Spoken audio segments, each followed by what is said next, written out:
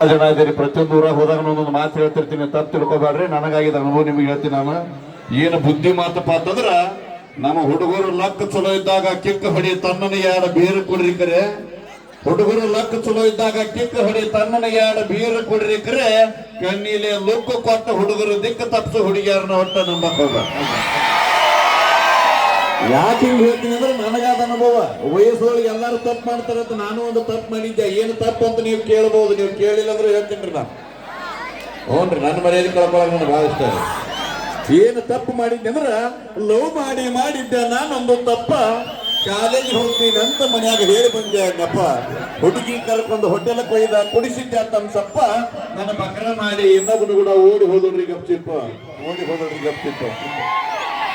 ಓಡಿ ಹೋಗ್ಯಾಳಂದ್ರು ಹೊಡಿತೀರಿ ಅಂದ್ರೆ ನಿಮ್ಮಂತ ಗಂಡಸ ಮಕ್ಕಳು ಎಲ್ಲಿ ನೋಡಿ. ನಾನು ಮಾತಾಡೋದು ಹಿಂಗೆ. ಬಿಜಾಪುರ ಜಿಲ್ಲೆಯ ಜವಾರಿ ಭಾಷೆಯ ಜೋಕ್ ಮಾಸ್ಟರ್ ಅಂತ ಬಿರುದು ಕೊಟ್ಟರು ನಮ್ಮ ಪತ್ರಿಕಾ ಮಿತ್ರರು.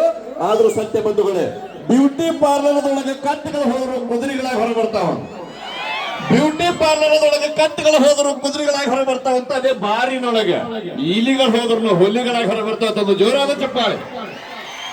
ಬನ್ನಿ, ಇದು ಉತ್ತರ ಕರ್ನಾಟಕದ ಜನಪ್ರಿಯ ವಾದ್ಯಗೋಷ್ಠಿ. ಇದು ಯೂಟ್ಯೂಬ್ ಖ್ಯಾತಿ ಪಡೆದಿರುವ, ಒಂದೇ ತಿಂಗಳಲ್ಲಿ 58 ಕಾರ್ಯಕ್ರಮ ನೀಡಿರುವಂತಹ, 5 ರಾಜ್ಯಗಳಲ್ಲಿ ಕಾರ್ಯಕ್ರಮ ನೀಡಿರುವಂತಹ, ಹಾಗೆ ಉತ್ತರ ಕರ್ನಾಟಕದಲ್ಲಿ ಅತಿ ಹೆಚ್ಚು ಸೆಲೆಬ್ರಿಟಿಗಳನ್ನು ಹಾಕಿಕೊಂಡು ಮಾಡುತ್ತಿರುವ, 6 ವರ್ಷದಲ್ಲಿ ಒಂದೇ ಊರಿಗೆ 30 ಬಾರಿಗೆ ಹೋಗಿರುವ ತಂಡ ಯಾವುದಾದ್ರೂ ಇದ್ರ ಉತ್ತರ ಕರ್ನಾಟಕದಲ್ಲಿ ಅದು ಕಲಾ ಸಿಂಚನ ಮೆಲೋಡಿ ಅಂತ ಹೇಳಕ್ ಇಷ್ಟಪಡ್ತೀನಿ.